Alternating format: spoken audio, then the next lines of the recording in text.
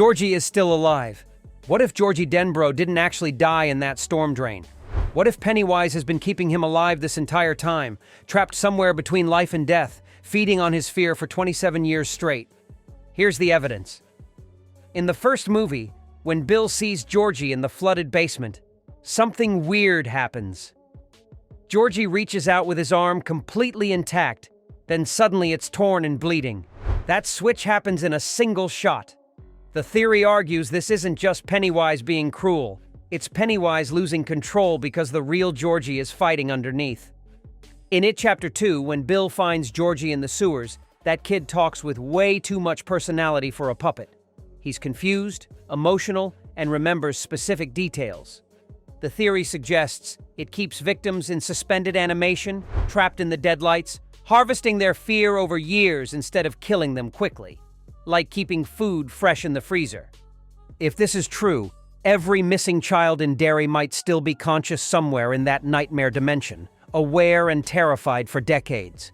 And it means Bill's final decision to let Georgie go was to free his brother from unimaginable suffering. Pennywise is actually pregnant. This sounds insane, but there's evidence. This theory exploded after It Chapter 2, suggesting that Pennywise was pregnant during the final battle. With what? Probably more Pennywise creatures. When Beverly is trapped in the Deadlights as a child, she sees these glowing orbs around her. The theory proposes those aren't just abstract visuals, they're eggs. In It Chapter 2, during the final battle, Pennywise's spider clown form has a distinctly swollen abdomen. People have analyzed the CGI frame by frame, stating it appears pregnant. If Pennywise was pregnant, it explains why he was so desperate in Chapter 2. He wasn't just fighting for survival, he was protecting his offspring. It also raises the possibility that even though the losers killed Pennywise, those eggs might still be out there in the deadlights waiting to hatch. Which means, in another 27 years, Derry could be dealing with multiple Pennywises, a whole family of dancing clowns. The giant turtle is secretly helping them.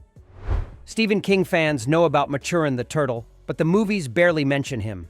This theory suggests the cosmic turtle entity is actually present throughout both films, secretly helping the losers survive. In Stephen King's novel, Maturin is an ancient being who literally vomited up the universe. He's the opposite of It, creation versus destruction. While the movies don't show a giant space turtle, fans have spotted hints everywhere. Turtle imagery in Ben's room, turtle toys and background shots, lighting patterns forming turtle shell shapes. But here's the real question.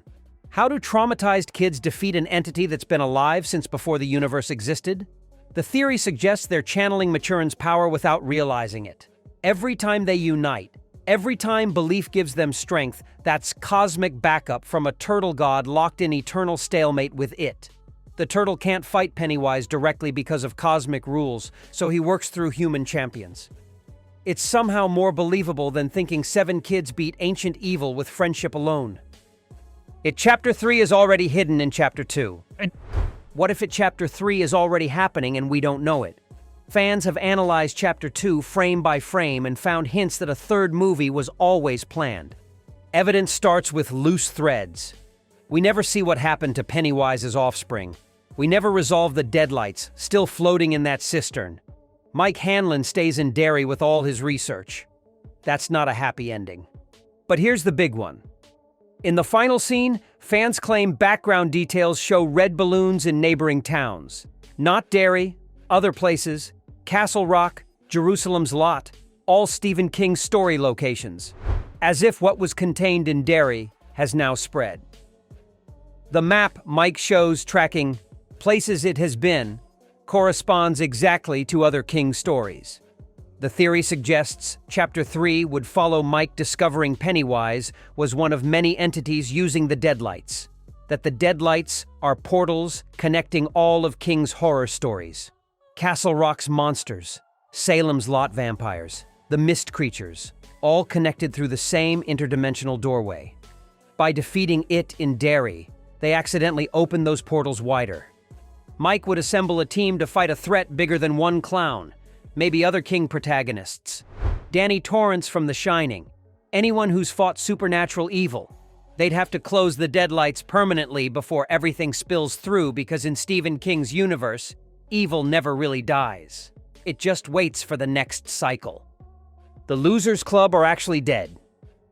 What if the Losers Club actually died during their first encounter with Pennywise as kids, and everything afterward is them trapped in purgatory or a shared death dream? The evidence starts with how reality works in Derry. Time moves strangely. Adults can't see what kids see. The town operates on dream logic. When the losers go into the Neibolt house as kids, they're descending into hell. The well goes down impossibly deep. The house is bigger inside than outside. The theory suggests they never came back out. They died in that house. As adults, they all forgot Derry until Mike telephones. That's not memory suppression. That's death. Their successful adult lives are fantasy constructs, wish fulfillment. Bill becomes a famous writer. Ben gets ripped and successful. Beverly escapes abuse. Too perfect to be real. When they return to Derry, they're accepting their true state. It explains why defeating Pennywise requires them to choose to die and face fears absolutely. They're not fighting a monster. They're fighting to move on from limbo. Stanley figured this out first, which is why he killed himself. He was already dead and just accepted it. Pennywise actually let them win. What if the losers didn't defeat Pennywise? What if he let them win? This theory suggests Pennywise is so powerful that the kids never had a chance. Every victory was him playing with his food. Pennywise is millions of years old. He's survived countless cycles. He's fought entire civilizations. The Shokopiwa tribe tried their ritual and he slaughtered them all. 7 traumatized children defeating him when civilizations failed doesn't make sense unless he was throwing the fight. The theory suggests Pennywise feeds on hope as much as fear. The best meal is hope turning to despair. If you let someone think they escaped, feel safe, celebrate victory, then reveal it was all a game, that's gourmet terror. Watch the final battles. Pennywise never uses full power. He could kill them instantly, but always hesitates, always gives them chances. He lets Eddie stab him. He shrinks when they call him a clown. An ancient cosmic entity defeated by name-calling. He's performing, acting like he's shrinking because their belief they're winning makes eventual terror sweeter. At the very end, as Pennywise dies, he's laughing. Not screaming or begging. Laughing, like he knows something they don't. Maybe his death releases something worse. Maybe destroying his physical form frees him from Derry. The scariest possibility is they're still playing his game and don't know it. Beverly becomes the next Pennywise. Beverly Marsh looked into the Deadlights and survived. She's the only person in history to do that. But what if the Deadlights marked her, planted something inside that's been growing for 27 years, waiting for Pennywise to die? Beverly has the strongest supernatural connection to it outside Mike. She sees blood in her bathroom that only she perceives. Gallons coating the entire room, but when her father comes in, it's spotless. She's seeing into its dimension. Her father becomes sexually predatory in ways mirroring its predation. Even her adult life mirrors the pattern. She marries abusive Tom who isolates and controls her, exactly like Pennywise operates. The theory suggests when Beverly looked into the Deadlights, they infected her with a seed. The Deadlights didn't let her go from mercy. They were planting the next generation. With Pennywise dead, that seed can grow. In another 27 years, Beverly returns to Derry not as a hero, but as the new monster. She's the perfect host. Abused as a child so she understands fear. Connected to the supernatural so she can access powers. Beloved by the losers so they'll never suspect. She could lure an entire new generation before anyone realized.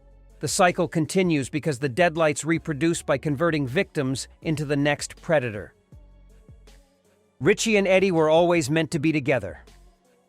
Chapter 2 revealed that Richie had been in love with Eddie since childhood, and suddenly the entire first movie makes sense. This theory argues their relationship wasn't a last-minute addition. It was planned from the beginning, hidden in plain sight. Watch Richie's reactions whenever Eddie is in danger. In the Neibolt house, when Eddie breaks his arm, Richie completely loses it, more panicked than anyone else. At the quarry, Richie can't take his eyes off Eddie. Every other boy shows some crush on Beverly except Richie. He never looks at her that way because his attention is always on Eddie.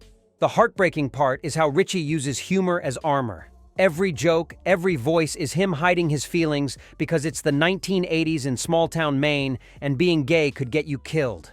Remember Adrian Mellon in Chapter 2?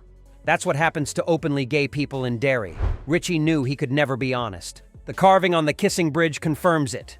R+E was always there, hidden under decades of graffiti. Which theory sounds most likely? Drop your thoughts below and subscribe for more Welcome to Derry breakdowns.